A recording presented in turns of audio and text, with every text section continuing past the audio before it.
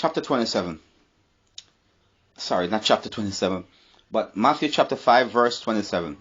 I think that's what I meant to say the last time. It said chapter 27. Verse 27. Chapter 5. Ye have heard that it hath been said of them of old time that thou shalt not commit adultery. But I say unto you, here you go again. He said, but I say. See, Jesus not just quoting the scripture here, are the law to them. But remember what he said, I come to fulfill it. I come to fulfill it. You have the law, but I'm going to fulfill it. I'm going to tell you, I'm going to give you all of it. I'm going to give you all of it. Complete. But I say unto you, that whosoever looketh on a woman to lust after her, I commit adultery with her. I commit adultery with her already in his heart. So he's not just talking about you having sexual relationship, physical sexual relationship with a woman only. Because some people think that, well, I haven't slept with this woman, or woman might say, I haven't slept with this man or whatever. But just look upon the man or the woman in such a way that you want the person's body. Jesus is saying that you already commit adultery with the person in your heart already. You did it. In how we see it, it's already been done. It's already been done. You did it. And you're guilty of it. Because, as he said, man judge the physical appearance and the physical things, but God not only look at the physical, he look at the heart. He judge your heart also. So you have to make sure your heart is right with God. Make sure your heart is right. I remember this drawing back to when Peter said, if it's so hard, then who can be saved? But God said, with man,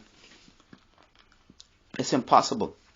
But with God, all things are possible. All things are possible with God. Because we live in a time right now,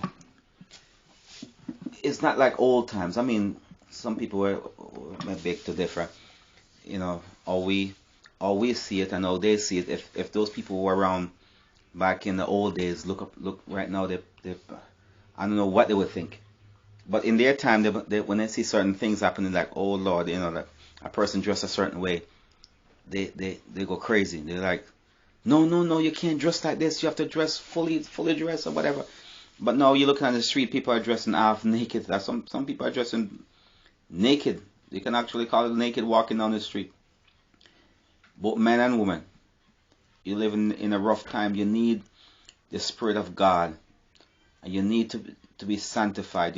You need to be, your eyes and your senses and everything that about you need to be sanctified. God have to help you, because if God don't help you in this time, you're not gonna make it. You're not gonna make it.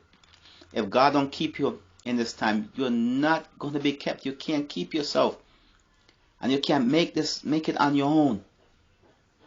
You can't. You have to see and don't see. You have to hear and don't hear. You have to walk as blind men in this world. And you have to walk in this world as deaf men and women in this world. It is rough. With us, it is impossible. But with God, all things are possible. Verse 29 says, And if a right eye offend thee, pluck it out, and cast it from thee, for it is profitable for thee that one of thy members should perish, and not that their whole body should be cast into hell. So it says, if your right eye, if you're walking on the street and your right eye offend you, if your right eye cause you to look to the right, you see a woman pass by, and your right eye causes your eyes to pulling your head to the right, and the left eye try to pull your eyes a different way, and you're walking again, and your right eye pulling your eyes to the right, He said, get rid of the eye. Pluck it out. Because it's profitable for you that you should make it into heaven with one eye. Then the whole body be cast into hell. What are you trying to say? There's something body you. Deal with it. If you're gonna come off, if you're gonna walk on the street, if you're gonna walk on the street and just you see that somehow you can't, something pulling your head to the right, man, take on your hand and put your hand over your eye and put your hand over your eye and turn, push your head the other way and walk straight and go about your business. Cover that eye up. Cover it up. Don't make the eye look, if the eye give you a problem, don't make it look to the right. Cover the right eye up. And just use the left eye and walk down the street. People might look at you as if you are crazy. People may look at you as if you are stupid. But cover that eye up because you know what you're doing. You're trying to save yourself. Also, it might sound crazy to you, but if it works, hey, whatever works, guys, cut it off, pluck it out, because it's more profitable for you. Then you lose one eye. You have been cast, whole body be cast into hell. And he said, and if thy right hand offend thee, cut it off, and cast it from thee, for it is more profitable for thee that one of thy members should perish, and not that thy whole body should be cast into hell. Same thing here. If the hand that you have doing something that it's not supposed to do and you can't control that hand, tie it up, boy.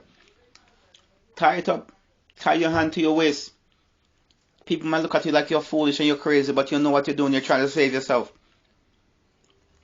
If you have no control over that one hand of yours, or no control of that member of your body, deal with it. All you have to deal with it, because it's more profitable for you not to use it. Not to use it. Then your whole body be cast into hell. Whosoever shall put away his wife, and you already said, whosoever shall put away his wife, let him give her a writing of divorcement. But I say unto you, that whosoever shall put away his wife, save in the cause of fornication, and cause her to commit adultery, and whosoever shall marry her that is divorced, commit adultery with her. So Jesus amped it up here. So there's one time that they could have get rid of the wife just like that. Boom. You know, any little thing they can come up and say, hey, my wife such and such and such, and they get rid of the wife. You know? And these days people can get rid of the wife because I fell out of love. We fell out of love and we just, you know, we don't love each other more. We're getting a divorce. And you can get divorced almost for anything these days. But Jesus said, if you get rid of your wife, saving fornication, it's not fornication, you know, commit any sexual sin or whatever. You cause her to commit adultery. You cause her to go with somebody else. You cause her to commit adultery. That's your fault why she go with somebody else. And anybody who commit sleep with that woman commit adultery also. There's no other reason that he give you to put away your wife or your husband unless the person commit fornication or person sleep around with somebody else or not their spouse. I don't like to use the word partner these days or whatever. Sound like some kind of business deal. But the word is still husband and wife. God didn't make two people partners. But God made them in the beginning husband and wife. That's what God made man. Made the couple. Husband and wife. Not partners. So if whosoever put that person away, cause them to commit adultery. So Jesus amped it up here. I turn it up. And then you can't get rid of your wife and you can't get rid of your husband. So if you're going to get married, make sure you're getting married for the right reason. Make sure you're getting married to the right person, because if you get married to that person, it's for life, brother. It's for life, sister. Do not get married to the person because, oh, I like her hair, or I like this about him, or I like this touch. He's a tall person. He's this about him, or whatever. Make sure it's for the right reason. Make sure you love each other. Make sure he love you, and make sure you love him. Make sure that he love you and make sure you respect him. You see, a lot of things, a lot of time people don't understand this. See, Paul break it down for us and tell us that, you see, a man and a woman, a man should love his wife. Man should love his wife, and the wife should have respect for the man. Most men don't like lovey-dovey and all these things and all these, flowery stuff. They like when the woman respect them, show them respect, and the man ought to love her, and if the woman love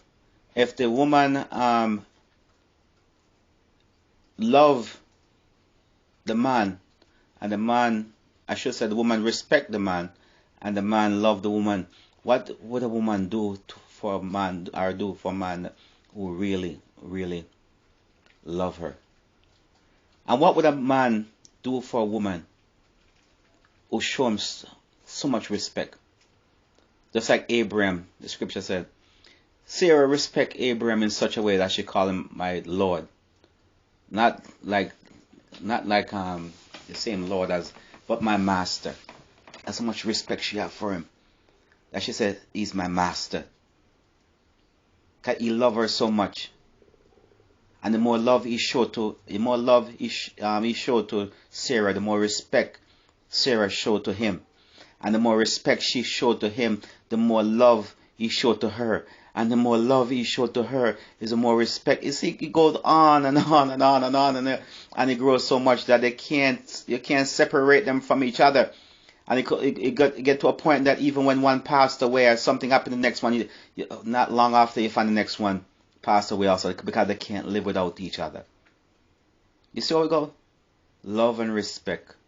I'm not saying that she don't love him too, but love, man look more for respect, and the woman look more for love. So the more love you show to the woman, the more respect she show to you. The more respect she show to you, the more love you show to her. The more love you show to her, the more respect she show to you. And again, they go on and on and on and on. So you're not called to get rid of your wife, because from the beginning, the Lord said it was not so. It's until death. Again, verse 33 says, again, ye have heard that it has been said of old time, that thou shalt not forswear thyself, but shall perform unto the Lord thine oath. But I say unto you, swear not. So you tell it right here, you are not to swear. If a person begins to swear, I swear, can you do this or that? They say, oh, are you going to do it? They say, oh, yeah, I swear I'm going to do it. Then you're not really sure. Your credibility is not where it ought to be. That's why you have to swear. And some people, they swear not enough. They say, I swear on this. I swear on my mother. I swear on this person's grave. I swear on that. I swear on that. I swear on this. And swear. And just say, you are not to swear. You have to live your life in such a way that your word means something. You are as good as your word. And when people know that you are good as your word, all they want to hear is the word. If the word come out of your mouth, they know that you are going to perform it. You don't have to swear it on heaven or swear it on earth so that people will believe you. And yet still, when you swear all these things, they still don't believe you. Because in this time that we're living in, even when you swear, people don't believe it. The courts don't believe it. Or even go buy a car and tell and credit a car and say, listen, I swear to you, go to tell a dealership, I swear to you I'm going to make my payments every month. You know, they'll look at you and laugh. They'll pass you a bunch of paper and say, sign right here, and sign right here, and put a signature here, and put a signature here, and initial here, and initial here. It seems as though you're buying a house. Same thing when you're buying a house also. I swear to you, Mr. Bank, I'm going to pay you all your money every month, every such and such a time in a month. They look at you and laugh and say, sign right here, and right here, and right here, and right here, and right here. They want to make sure that they get their money. They don't care about you swearing because they don't trust you anyway. But we have to live our life in such a way. That's what the world set up, because we can't change that. No matter how good you live in this world. The world is set up that way, is across the board for everybody. But you have to live your life in such a way that your word means something. Your word is you, and you is your word. When you give your word, a person can count on it. A person can rely on it. They can rest their life on it. Such and such say he's going to show up over here, and such a time, a blizzard or whatever show up, or a hurricane may come, or a tornado may come. They know that he gave his word, and because you know that you gave your word, you are going to show up. No excuses. You're going to show up. Even if the tornado got to pick you up and drop you in that position or drop you in that spot, you're going to show up because you're as good as your word. But he said, don't swear, neither by heaven, for it neither by heaven, for it is God's throne, nor by earth, for it is God's footstool, neither by Jerusalem, for it is the city of the great King, it is the city of the Lord. Neither shalt thou swear by thy head, because thou cannot make one hair. Cannot make one hair white or black. In these days, people will laugh and say, "Well, you could dye." But no, seriously, if you ever dye your hair, you can't make one hair white or black, because after a while the dye will run out and your hair will go back to the original color. But let your communication be yea or yes or no. If you're going to do this, just say, hey, yes. Can you come? Yes. Can you go? No. Yes or no. Everything from that is evil. Ye have heard that it has been said, verse 38, an eye for an eye and tooth for a tooth. But I say, speaking as though you have authority. Don't he? Yes, he does have authority. But I say that ye resist no evil. But whosoever shall smite thee on the right cheek, turn to him the other cheek also. And if a man will sue thee at the law, and take away thy cloak, let him have thy coat also. And whosoever shall compel thee to go 1 mile, go with him twain. Give to him that asketh thee, and from him that would borrow of thee, turn not away. So if a person come to you, and let's start from the last one. If a person came to you and said, "Can I borrow this from you?" And you have it to lend the person, and you can lend it to them. If a person asks you to borrow something, no, you're not gonna. You have to know who you can lend stuff to these days. Some people you can't lend everything to them. But if a person you can lend it, can lend them something. They want to borrow something from you, lend it to them. If a person compelled to go 1 mile, go with them more than 1 mile. Say, you want me to go a little bit further with you? If they're compelled to, can I borrow your coat? Give them the cloak also. Give them more. What are you trying to say? Give them more than what they asked for. Give them more. The children of the kingdom have to do more. Remember what he told them before, said, if your righteousness don't exceed the righteousness of the scribes and the Pharisees, God save you. And because God saved you, He give you more. And because He give you more, you have to do more. He expect more from you. Don't the world, when the world asks, say, can I borrow this from you? And the person in the world lend them such and such and such, and they give it to them. They say, can I borrow your jacket? And I give him my jacket. The person in the world come and say, do the same thing, and the person give him the jacket. What's the difference? The person can't tell nothing difference about you. Both of you, a person came to both of you and borrow the jacket and borrow your jacket. Yeah, give the jacket. But Jesus said, do more. Do more than how the world lives. Even do more than the scribes and the Pharisees. Do more. Because God has given you more. That means you can do more.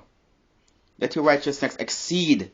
Go beyond the world, how the world do things, so that they can see that you are a different person. You're not the same as the world, how the world give, and how the world conduct business.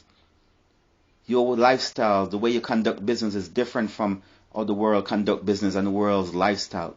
Do more than others. Verse 43 says, ye have heard that it hath been said, that thou shalt love thy neighbor and hate thine enemy. So what's the difference right here? You love your enemy. You love your neighbor, and you hate your enemy. Everybody does that. The world does that. The neighbor they love, the neighbor is close to them. I know the neighbor person they see every day, and the person who's their enemy, we hate our enemy. But I say, here you speak again with authority, but I say, love your enemies. Whoa. Before he said, love your neighbors and hate your enemy. Hate your enemy. But now he said, love, he's turned around and said, love your enemies. You never talk about your neighbors because you know that you're going to do good to your neighbors. It's natural for you to do good to your neighbors. But he said, love your enemies. Bless them that curse you. Do good to them that hate you. And pray for them that despitefully use you and persecute you. Now he's trying to tell you to do more than others. Do more than others. Don't do as though the people that live as though the people in the world. Do more to show that you are a different breed. You are different. You're from a different seed. You have been born again, not of corruptible seed, but incorruptible, of the Spirit of God. You have been chosen, your royal priesthood, a holy nation, a peculiar people, who have come forth in the world to show forth, who God called you out of darkness, to show forth His marvelous light. You are different. You have to, so because you are different, and God have instilled more into you, He expects you to do more than others. Verse 45 says that ye may be the children of the Father, of your Father which is in heaven. For he that maketh his sun to rise on the evil and the good. He said that's what God does. God let His light shine upon the evil and the good. The people are cursing God. Literally cursing God every single day. Put God's name in a swear every single day. Cursing Him literally to His face. And some people say to their face, they're atheists, they're Satanists, whoever the person. God still let His light, His sunlight shine upon them. You imagine if God be like some of us. When they walk outside in the daytime, God is like, you know what? Light don't shine on this one. Let this one walk up and down in darkness. That's everywhere you go, let no light shine upon him. You don't see a big black light, a big black darkness all over that person that's following him because the sunlight refused to shine upon that person. But God don't do it like that. God still let allow His light to shine upon them. Some people say, that can never happen. You want to bet? It can happen. But God let His light shine upon the good and the evil. For He said, and He causes rain to shine up, to fall upon them also, upon the just and the unjust. When the unjust man plant his field out there and plant all his food and dig up his, even the person who robbed the person of his field, rob the person land and farm it up and dig it up and plant a whole bunch of stuff on it, God still allow His rain to fall upon that land. And the unrighteous man and the wicked man field grow the same as the righteous man, because make the rain fall upon the just and the unjust. So God said, I did all that. They did all that to me, and they keep doing all that to me, and I still show them kindness. I still show them goodness. I still show them mercy. So that's how He want us to live, to show kindness still, to show mercy still, to show goodness, because we are the children of God. We are His offspring. We are His children, and because we are His children, we have to show forth, to act like, and to be like Him, because now His seed is in us. So we have to be more like Him. And if He does that every single day, then that's what we have to do every single day. It's hard. Yes, it is hard. But again, with man, it's impossible. But with God, or through God, and by the grace of God, all things are possible. So when you approach things, you're going to have to ask for help, because you cannot do this on your own strength. You cannot do this in your own authority, in your own will, and your own power. But you have to do it through Him. With God, all things are possible. And He said, verse 47, and if ye salute your brethren only, what do ye more than others? Do not even the publicans do so? But be ye therefore perfect, even as your Father which is in heaven is perfect. Be like your heavenly Father. If you go and say, hey, what's up, my brethren? What's up, my friend? If you go and just say good morning to what? Those people who you love, your brethren, your neighbor, or whoever. He said everybody does that. Everybody say good morning to, their friends and their loved ones and their neighbors and so on.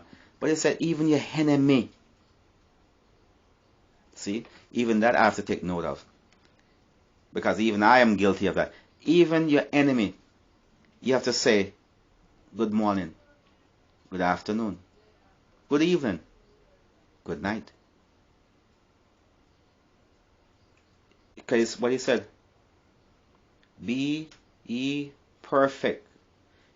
Be perfect, because your heavenly Father in heaven is perfect.